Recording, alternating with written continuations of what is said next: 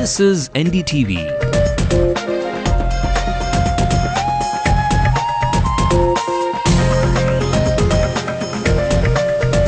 And you're watching NDTV Hindu.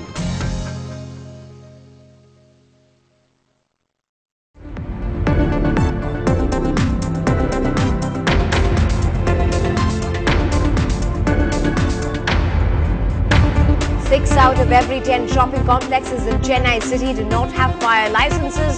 The fire department says their hands are tied. Ahead of the big polls next year, Ramadas Jr. hints at his soft spot for the Congress party. Is an alliance talk on its way? I was a nobody, and then the Prime Minister and Madam Sonia Gandhi, I mean, they all took me up, and then they nurtured me 5 years and prominence, and they gave me the freedom to do a lot for the country. Is the DMK's SAR treatment of actor Vijay's next release causing him to slant the Queen Bee's sweet side? Advocates in Chennai and the country protest against the proposed Legal Practitioners Act, say it would stifle their voices. A local AIA DMK secretary is hacked to death in the Trichy district. Investigations are on in the incident. And India demolishes the Kiwis in a 5-0 whitewash. Captain Gambhir bags the Man of the Series award. This young team has certainly shown, has been very, very impressive. And I think that again, in my view, augurs very well for the future.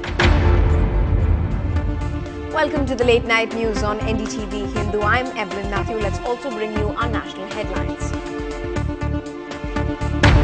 At this stage in the ceremony, when we normally hand over the medal and the diploma, I place them in the empty chair held by Liu Xiaobo.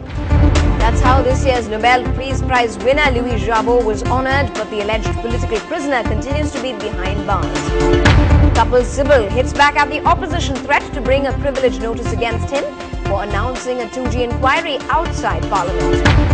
The left and the BJP slammed the Environment Minister for saying India could look at legally binding emission cuts in the future. The Supreme Court refuses to strike off the remarks on something rotten it made on the Allahabad High Court. And the Pakistani media apologizes and retracts fake WikiLeaks cables showing India in a bad light. To our top investigation story today. The next time you are planning on a shopping trip, well, take care. The showrooms may seduce you with all their glitter, but how safe are they really? How equipped to handle a fire and resulting stampede? Many of the most popular shopping centers actually violate the very basic fire safety norms, and there's an accident waiting to happen, says our reporter Pratiksha Ramkumar.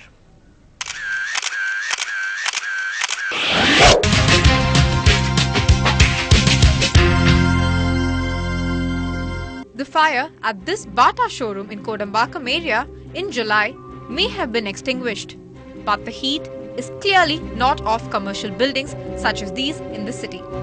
An RTI application reveals that 65% of commercial buildings in Chennai operate without a fire license. Nearly 6 out of every 10 buildings in Chennai operate without a license, and some of them don't bother renewing their license.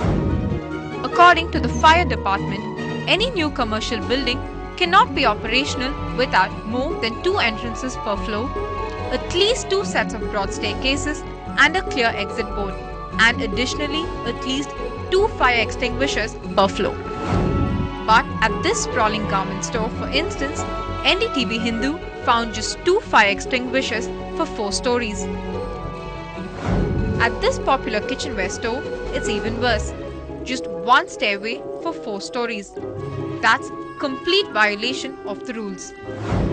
Sir, நீங்க உள்ள Saravana stores purchase போயிருந்தீங்க இல்லையா? உள்ள போகும்போது நீங்க எங்கயாவது fire extinguisher பாத்தீங்களா? பார்க்கல. We are on the Ranganathan Street, one of the most crowded roads in Chennai, and this road actually houses some of the most popular shopping centers too. But as you can see, none of these shopping centers have actually followed the basic norms to obtain a fire license or even the building license itself. For example, none of these shopping centers have left the 6-meter width on all 4 sides. Here's the biggest shocker.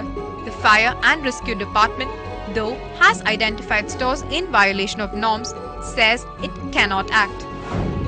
as far as we are concerned, the fire service department is concerned, we can only give them the guidelines, but I don't have the powers to stop them from conducting their business.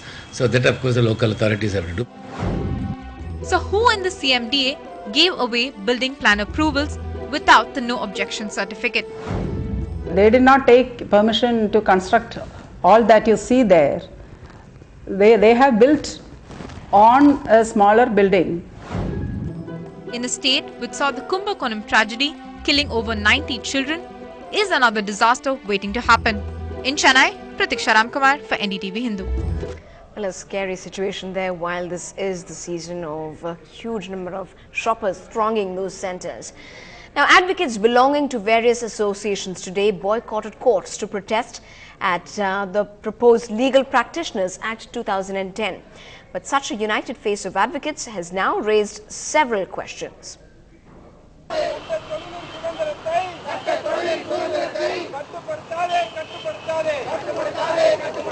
The central government's proposal to constitute a legal services board under the Legal Practitioners Act 2010 is seen by advocates as a threat. They say existing regulations are enough. இந்த சட்டம் தேவையற்றது. இந்த சட்டம் வழக்கறிஞர்களுக்கு எதிரானது. The Madras High Court's order to suspend the Tamil Nadu Bar Council chairman Chandra Mohan for attempting to influence a judge appears to underline the need for stringent regulations. But advocates say the act would suppress their voice.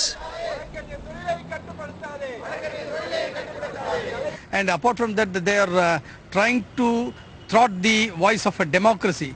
It is a draconian act, and they are going to introduce, contrary to the act which stands in the earlier, the Advocates Act, they are trying to do. For that, we are going for abstaining the court today, and then we are going to strong agitation in future also. The show of unity by the advocates is not a surprise. Who in a free country would want more regulatory mechanisms? In Chennai with Peer Mohammed, Jay Santosh for NDTV Hindu.